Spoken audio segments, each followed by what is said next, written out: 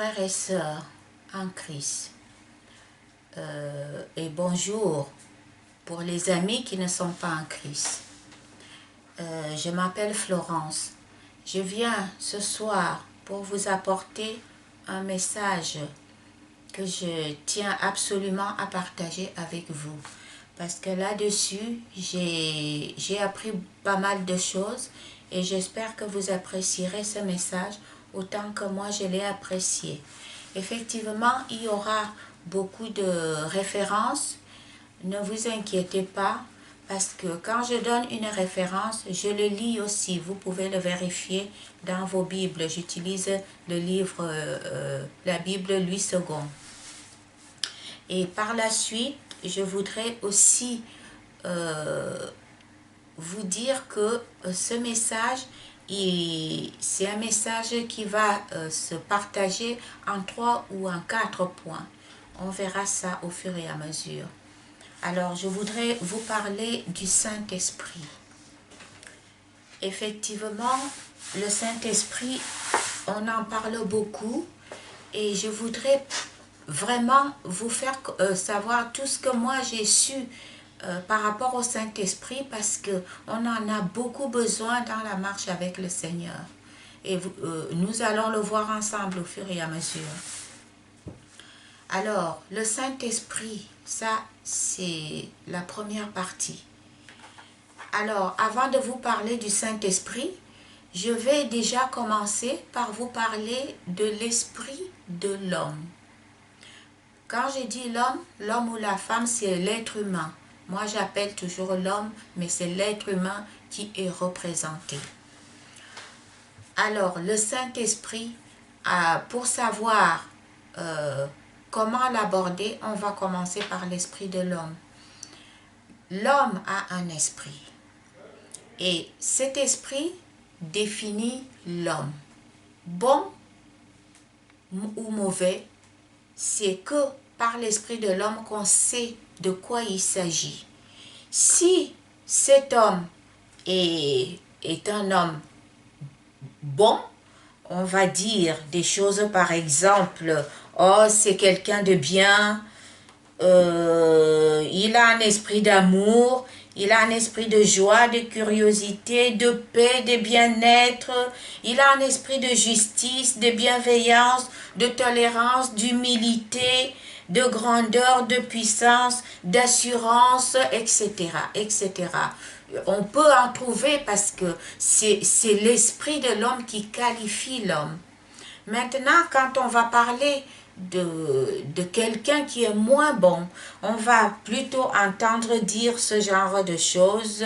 Oh, celui-là, il a l'esprit mal tourné en fonction de comment il parle, comment il réagit.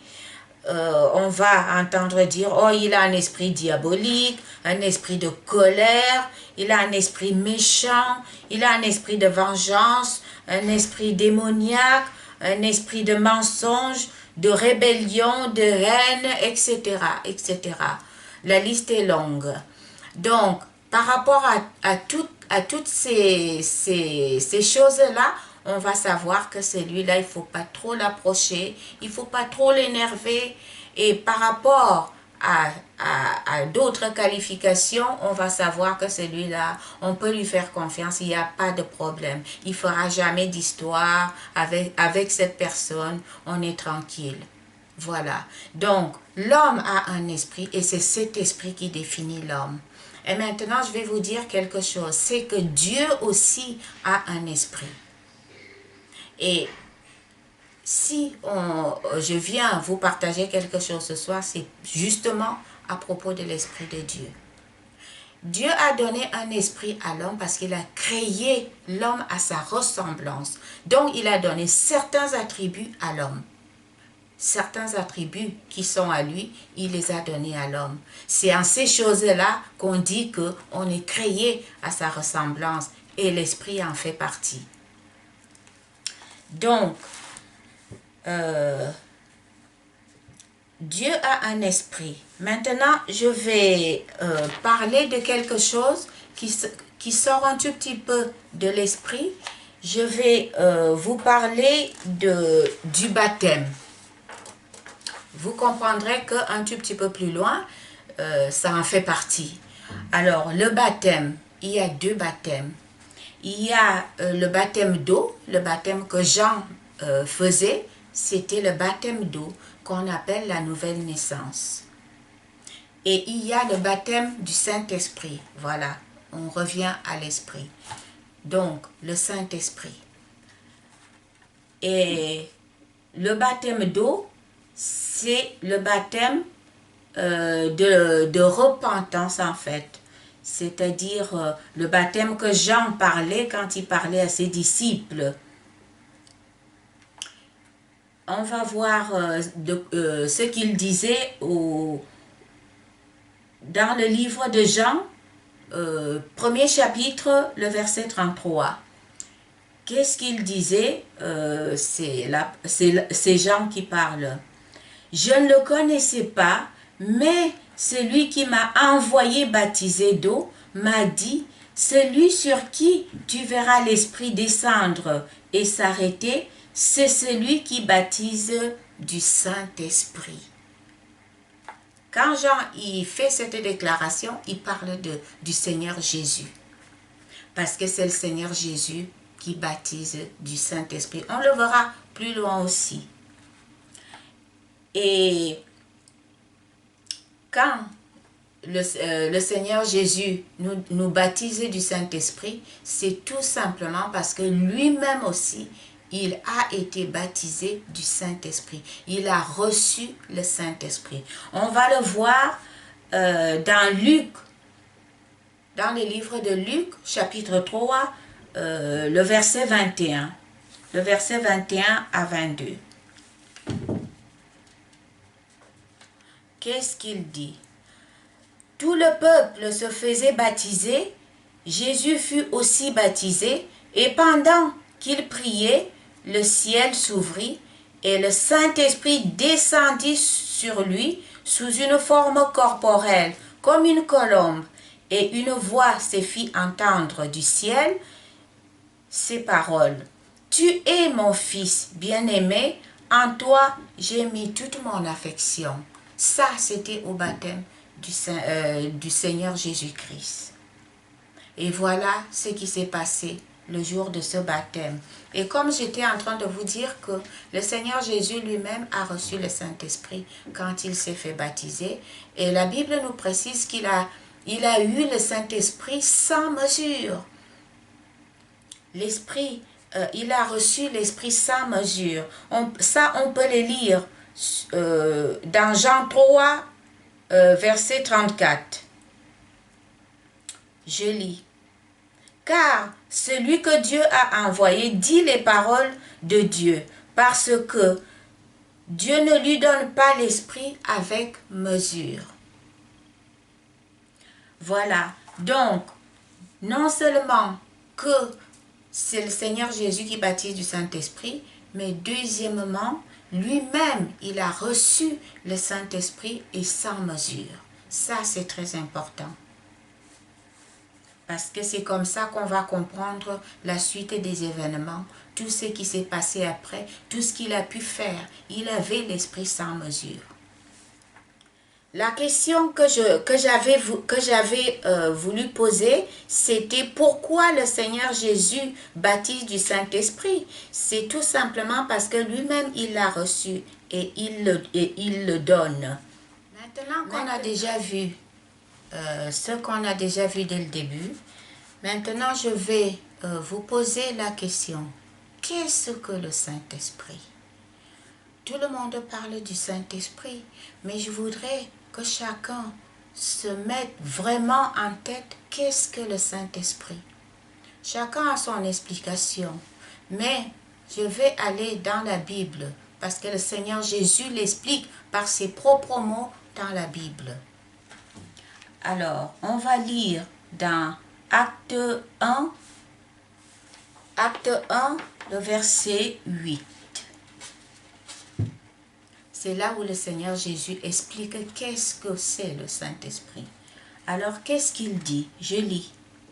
Mais vous recevrez une puissance, le Saint-Esprit survenant sur vous, et vous serez mes témoins à Jérusalem, dans toute la Judée, dans la Samarie et jusqu'aux extrémités de la terre. Qu'est-ce qu'il dit? Vous recevrez une puissance, le Saint-Esprit venant sur vous. C'est vrai que la Bible est tellement profonde que des fois on lit un verset des centaines de fois et à chaque fois ce verset vous apporte quelque chose de plus. On a souvent lu ce verset, beaucoup n'ont pas réalisé qu'ils sont en train de lire l'explication du Saint-Esprit. Qu'est-ce que c'est que le Saint-Esprit? C'est la puissance de Dieu. Et c'est cette puissance de Dieu que le Seigneur Jésus a reçue à son baptême. Et c'est cette puissance qui lui a permis de faire toutes les choses qu'il a pu faire. Et la liste est longue, vous connaissez. Maintenant, je vais vous poser la question. C'est vrai, le Saint-Esprit, c'est la puissance de Dieu. Mais comment on peut recevoir ce Saint-Esprit? Comment? La réponse est deux choses pour recevoir le Saint-Esprit. Il faut deux choses. La première chose, c'est la foi. La deuxième chose, c'est faire la repentance. On va aller lentement et sûrement. Alors, la foi. Je veux déjà expliquer qu'est-ce que c'est que la foi. La Bible nous l'explique. Et c'est dans Hébreux 11, le verset 1, qui dit « Or, la foi est une ferme assurance des choses qu'on espère, une démonstration de celles qu'on ne voit pas. » C'est ça, la foi. Et maintenant, comment obtenir cette foi? On sait maintenant ce que c'est que la foi. Comment l'obtenir? On va regarder dans Romains 10, le verset 17. Qu'est-ce que ce verset nous dit? Ce verset nous dit, la foi vient de ce qu'on entend, et ce qu'on entend vient de la parole de Christ. Aussi simple que ça. La foi vient de ce qu'on entend, et ce qu'on entend vient de la parole de Christ. Et où on trouve cette parole de Christ? C'est dans la Bible. Donc je vous encourage vivement à prendre connaissance des Écritures, de les lire, parce que c'est à partir de ces connaissances-là, que ce soit en théorie ou en pratique, qu'on va absolument avoir la foi. Et maintenant, je veux aussi dire une chose. Ça nous sert à quoi la foi est si important que ça pour avoir? Je vais vous expliquer pourquoi la foi est indispensable. Parce que j'ai cité la foi, j'ai dit qu'il faut l'avoir. Il faut garder cette foi. La foi est si indispensable parce que si on n'a pas la foi, on ne peut pas s'approcher de Dieu. On va le lire dans Hébreux 11, le verset 6. Et ce verset dit, je lis, « Or, sans la foi, il est impossible de lui être agréable, car il faut que celui qui s'approche de Dieu croit que Dieu existe et qu'il est le rémunérateur de ceux qui le cherchent. » Vous voyez, c'est vrai que la foi est indispensable. Sans la foi, il est impossible. C'est la Bible qui le dit. Il est impossible de lui être agréable. Donc, c'est pour ça qu'on a besoin de la foi. Et maintenant, pour recevoir le Saint-Esprit, on a besoin de cette foi. Donc, maintenant, nous savons qu'est-ce que c'est que la foi, comment l'obtenir et pourquoi il nous faut cette foi. Maintenant, deuxième point, pour recevoir le Saint-Esprit, il faut faire la repentance. La repentance, c'est quoi? C'est qu'on reconnaît devant Dieu qu'on est pécheur. Parce qu'on a repéré quelque chose qu'on fait de mal, que Dieu ne veut pas. Et une fois qu'on l'a repéré, on demande pardon. Et une fois qu'on a demandé pardon, on décide de changer et de ne plus refaire cette chose que Dieu n'aime pas. Et c'est ça qui fait la repentance. C'est ça la repentance. Donc, j'ai dit deux choses qu'il faut pour recevoir le Saint-Esprit. C'est la foi et la repentance. Et une fois que vous avez fait ces deux choses, à ce moment-là, vous êtes prêt pour recevoir le Saint-Esprit. Vous êtes prêt pour recevoir le Saint-Esprit. Et maintenant, je vous pose une question. Maintenant que vous avez fait toutes ces choses, vous pouvez recevoir le Saint-Esprit, mais il y a deux façons de recevoir le Saint-Esprit. Quand vous êtes quelqu'un qui est déjà assez droit dans la vie, assez juste, un peu moins de défauts que les autres, si vous êtes sincère et que vous enlevez ce qui vous sépare de Dieu, vous vous repentez. Des fois, dès que vous repentez tout de suite, vous pouvez le recevoir tout de suite. Et il y a une autre façon de recevoir le Saint-Esprit, c'est que quand vous avez énormément de défauts, des fois parce que vous avez grandi en croyant à certaines choses qui sont ancrées en vous, mais qui ne sont pas de Dieu. Alors maintenant, vous ne pouvez pas changer du jour au lendemain tout ce que vous avez. Parce que des fois, il faut savoir ce qu'on change.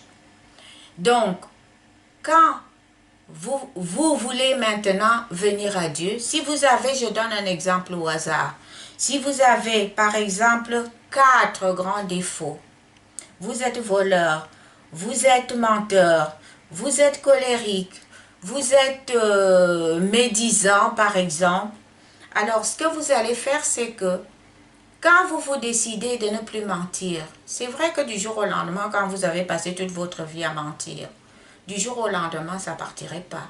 Même quand vous le voulez, de temps en temps, l'idée viendra et le temps de vous ressaisir, non, j'ai décidé que vous retenez.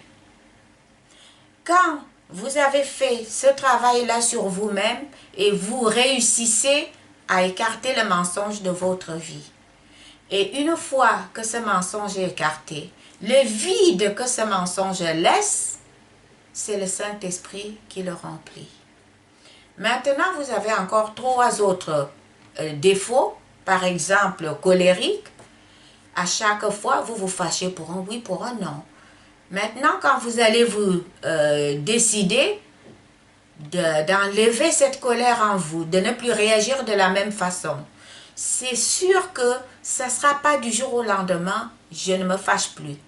Quand quelqu'un dit quelque chose, en premier lieu, vous allez vous fâcher et vous allez apprendre à vous retenir pour ne pas réagir. Quand vous avez fait ce travail-là sur vous, à force, l'habitude s'installe et après, le défaut est parti. Et une fois que le défaut est parti, ça laisse encore un vide. Et ce vide-là, le Saint-Esprit le comble encore. Jusqu'à enlever tous vos défauts comme ça, au fur et à mesure. Et le Saint-Esprit s'installe au fur et à mesure. C'est la façon progressive. Donc, on peut le recevoir subitement parce que vous n'avez pas grand-chose à changer dans votre vie. Vous avez juste à vous donner à Dieu et l'accepter dans votre vie. Et la chose se fait. Et quand vous avez beaucoup de choses à changer, ça va aller progressivement. Ça, c'est normal. Et une fois que tout ça est parti, vous êtes prêt à recevoir le Saint-Esprit. Vous avez déjà commencé à l'avoir un peu. Quand vous arrivez au bout, vous êtes rempli du Saint-Esprit.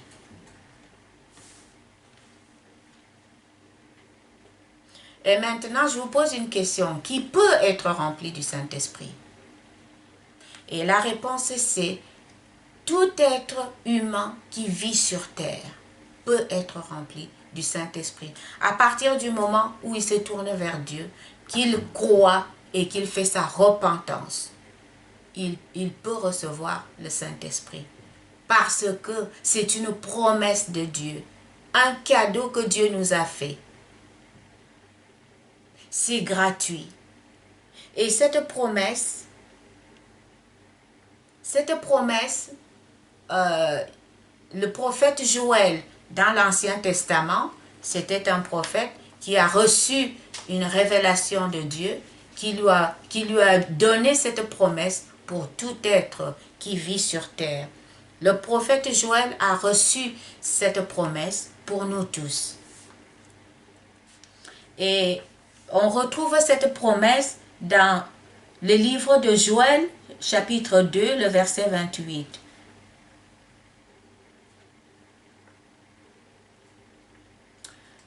Alors, je lis. Après cela, je répandrai mon esprit sur toute chair. Vos fils et vos filles prophétiseront. Vos vieillards auront des songes et vos jeunes gens auront des visions.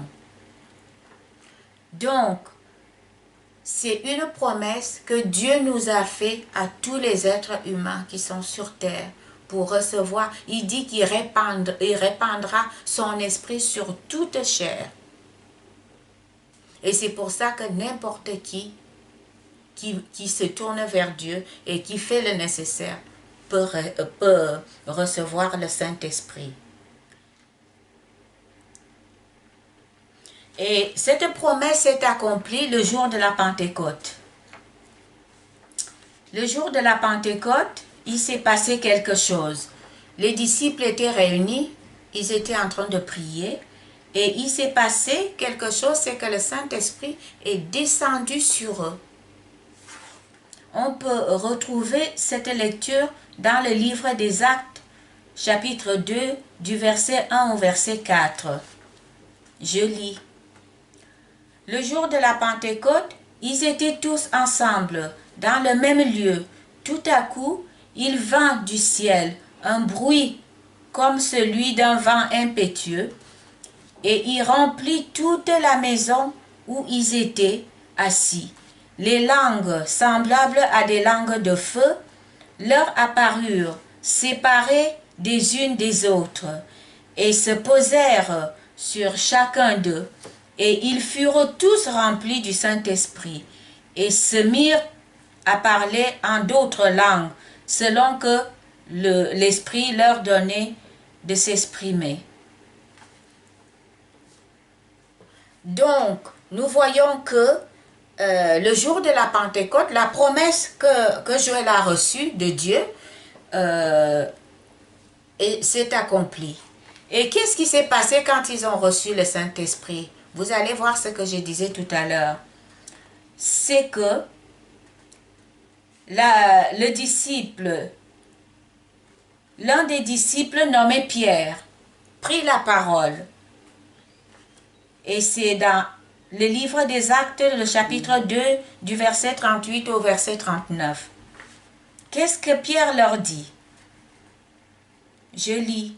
Pierre leur dit, « Repentez-vous et que chacun de vous soit baptisé au nom de Jésus-Christ pour le pardon de vos péchés, et vous recevrez le don du Saint-Esprit, car la promesse est pour vous, pour vos enfants, et pour tous ceux qui sont au loin, en aussi grand nombre que le Seigneur notre Dieu les appellera. » Vous voyez, dès qu'ils ont reçu le Saint-Esprit, quand Pierre prend la parole, tout de suite, ce qu'il leur dit, repentez-vous.